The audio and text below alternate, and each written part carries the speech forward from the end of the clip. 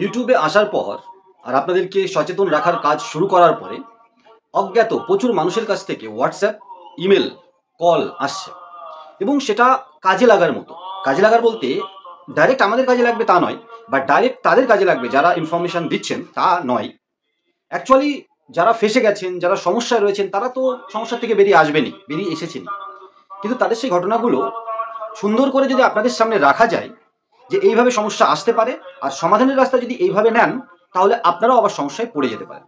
হ্যাঁ বন্ধুরা, থাম্বনেল দেখে আপনারা বুঝে গেছেন।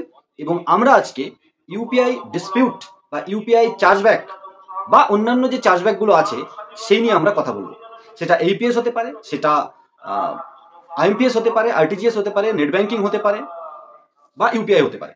কেন বললাম? কারণ এনপিসিআই এর পোর্টালে ইউপিআই ডিসপিউট বলে একটা অপশন আছে, যেখানে আপনার সাথে যদি কোনো কারণে কোনো অন্যায় হয়ে থাকে বা আপনি ভুল করে কারোর অ্যাকাউন্টে ছোট বড় অ্যামাউন্ট ট্রান্সফার করে দিয়েছেন, তাহলে সেই অ্যামাউন্টটা কী করে ফিরে পাবেন তার সম্পর্কে কিন্তু ডিটেলস বলা আছে। একটা ফর্ম আছে, ইউপিআই ডিসপিউট ফর্ম। আর তার মধ্যে যে টপিকগুলো আছে আমরা আলোচনা করার চেষ্টা করব। যে কেউ একজন আপনার কাছে ভুল করে পয়সা পাঠিয়ে দিল, ফ্রডরাও সেম প্রসেসটা নিয়ে থাকে। আপনার কাছে প্রথমে 1 টাকা, 2 টাকা, 5 টাকা, 10 টাকা, 100 টাকা, 200 টাকা, 500, 1000 টাকা পাঠিয়ে দেবে।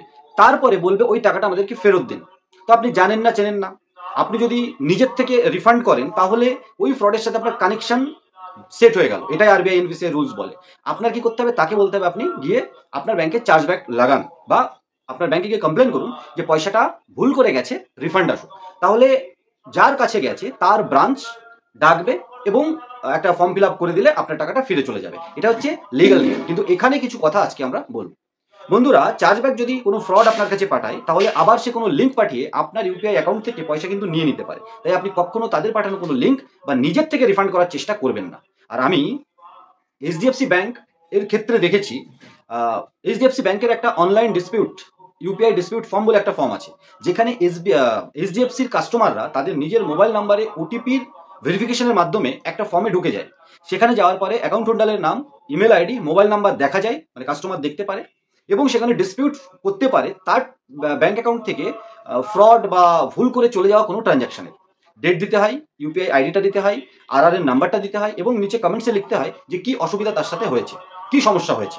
এটা লেখার পরে যদি ফর্মটা সাবমিট করে দেয়, তাহলে সেখানে একটা যে এইচডিএফসি ব্যাংকের কাস্টমার, তার ইমেলে মেল চলে যায় এবং মোবাইলে এসএমএস চলে যায় ডিসপিউট ফর্ম করে, এবং তারা একটা রেফারেন্স নাম্বার দিয়ে দেয় এবং বলে 2 দিনের মধ্যে আপনার সেই প্রবলেমের সলিউশন হয়ে যাবে, আপনার কাছে ব্যাংক থেকে কল আসবে।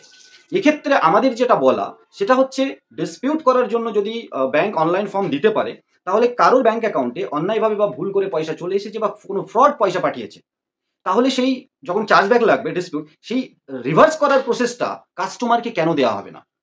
কাস্টমার আজ জানেন আপনারা, কোনো একটা, আমার বাড়ি এক জায়গায়, আমি কাজের জন্য এক জায়গায় থাকি, আপনার বাড়ি এক জায়গায়, আপনি কাজের জন্য এক জায়গায় থাকেন, বাড়ির ওখানে আপনার ব্রাঞ্চ। আপনার সেই ব্রাঞ্চে গিয়ে প্রবলেমটা সলিউশন করতে হবে, এটা মান্ধাত্তার আমলের প্রসেস হয়ে গেল। যদি ডিসপিউট করার ফর্ম অনলাইন দেওয়া যেতে পারে, ব্যাংক দিতে পারে, এইপিএস অন অফ অনলাইন দিতে পারে মোবাইল অ্যাপ্লিকেশন বা ইন্টারনেট ব্যাংকিং এর মাধ্যমে, তাহলে এরকম সিস্টেম অবশ্যই আনা যেতে পারে, আনা উচিত আরবিআই এনপিসিআই ব্যাংকগুলোর নিয়ম করে। যে ডিসপিউট কেউ করলে অবশ্যই ব্যাংক থেকে মেল আসুক, কল আসুক, জিজ্ঞাসা করুক। আপনি যদি বলেন বা আমি যদি বলি যে না আমি ওনাকে চিনি না, ভুল করে যদি এসে থাকে রিভার্স করে দিন, তাহলে রিভার্স করার নিয়মটা হচ্ছে ব্রাঞ্চে গিয়ে ফর্ম দেওয়া। তাহলে সেই অনলাইন ফর্মটা আমি, মানে অফলাইন ফর্মটা অনলাইন কেন দিতে পারবো না? আমি আমার মোবাইল নাম্বারের মাধ্যমে যদি ডিসপিউট করতে পারি, তো ডিসপিউটের সমাধানটাও আমার কাছে, আপনার কাছে দেওয়া উচিত। আর আমি এতটুকু তো বুঝতে পেরেছি আমরা পোর্টাল খোলার পরে ফিনসাব সলিউশন, যে প্রোগ্রামিং এ সবকিছু সম্ভব। যদি ব্যাংক আরবিআই এনপিসিআই চায়, ব্যাংক তার কাস্টমারের হাতে সমস্ত অ্যাক্সেস দিয়ে দিচ্ছে, মোবাইল নাম্বারের ওটিপি বা 2 ফ্যাক্টর অথেন্টিকেশনের মাধ্যমে, আইডি পাসওয়ার্ডের মাধ্যমে সমস্ত অ্যাক্সেস। তাহলে কোনো ডিসপিউট যদি ভুল করে আছে, দেখুন ফ্রড অ্যাক্টিভিটিস হলে অবশ্যই ব্যাংকে যেতে হবে, কিন্তু যদি ভুল করে কোনো টাকা চলে আসে 2, 500, 1000, 10, 20 টাকা এবং তার চার্জব্যাক লাগে, তাহলে সেই কাস্টমারের হাতে আমার মনে হয় ব্যাংকগুলো চাইলে আরবিআই এনপিসিআই তত্ত্বাবধানে এরকম অপশন অবশ্যই দেওয়া যেতে পারে, যে ওইটা রিভার্স করার জন্য ব্রাঞ্চে যাওয়ার দরকার নেই।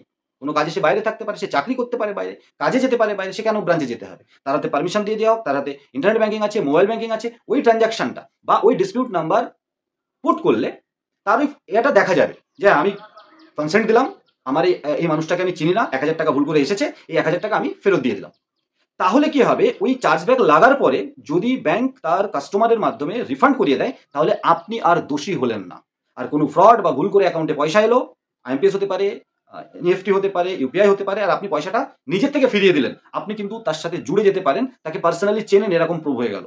সেই জন্য কোনো পয়সা ভুল করে এলে আপনাকে ওয়েট করতে হবে, আপনার অ্যাকাউন্টে চার্জব্যাক লাগবে, কোনো ভয়ের কিছু নেই, ভুল করে এসেছে তো। এবং আপনাকে ব্রাঞ্চকে কনসেন্ট দিতে হবে, আপনার মোবাইল মানে ব্রাঞ্চে গিয়ে কনসেন্ট দিতে হবে, এটাই নিয়ম। কিন্তু আমরা আশা করব খুব তাড়াতাড়ি ডিসপিউট ফর্মের মতো ডিসপিউট সমস্যার সমাধানের সলিউশনের যে ফর্ম, সেটাও ব্যাংকগুলো অনলাইন দিয়ে দেবে। আপনি যেখানেই থাকুন, আপনি মোবাইল ব্যাংকিং বা ইন্টারনেট ব্যাংকিং এর মাধ্যমে গিয়ে ওই আসা পয়সাটা আপনি নিজের থেকে রিভার্স করতে পারেন। তাহলে কোনো লিগাল সমস্যাও হলো না, আর আপনাকেও আপনার কাজ ছেড়ে আপনার ব্রাঞ্চে আসতে হলো না। বন্ধুরা, আজকে এই ছোট্ট ভিডিওটার মাধ্যমে আমরা আরেকটা পারসেপশন থেকে ভিডিও বানানোর চেষ্টা করলাম। ভিডিওটা কেমন লাগলো আর আপনাদের কি করা উচিত, আপনারাও ব্রাঞ্চে গিয়ে অবশ্যই বলুন। এটা আপনারা সকলে মিলে বললে অবশ্যই সেই কথাটা আপলাইন পর্যন্ত পৌঁছাবে, এবং একটা টাইমে সিস্টেমে পৌঁছে এই ডিসপিউট ফর্ম যদি জেনারেট হতে পারে, তো ডিসপিউট সলিউশনের ফর্মও ব্যাংকগুলো কিন্তু নিয়ে চলে আসবে, যেটা আপনাদের সবার জন্য সুবিধাজনক। আর যে কোনো পেমেন্ট আসলে আপনি নিজের থেকে রিভার্স করবেন না। বন্ধুরা, আশা করি এই ছোট্ট ভিডিওটার মাধ্যমে আপনারা কিছুটা জানতে পারলেন, বুঝতে পারলেন। আমাদের ভিডিওটা যদি স্কিপ না করে দেখে থাকেন, ভালো লাগে অবশ্যই লাইক শেয়ার করতে ভুলবেন না। আইএনডি টেক জোন ইউটিউব চ্যানেলে প্রথমবার এলে অবশ্যই সাবস্ক্রাইব করে পাশে থাকবেন, কারণ আমরা সবসময় আপনাদের সাথে আছি, পাশে আছি।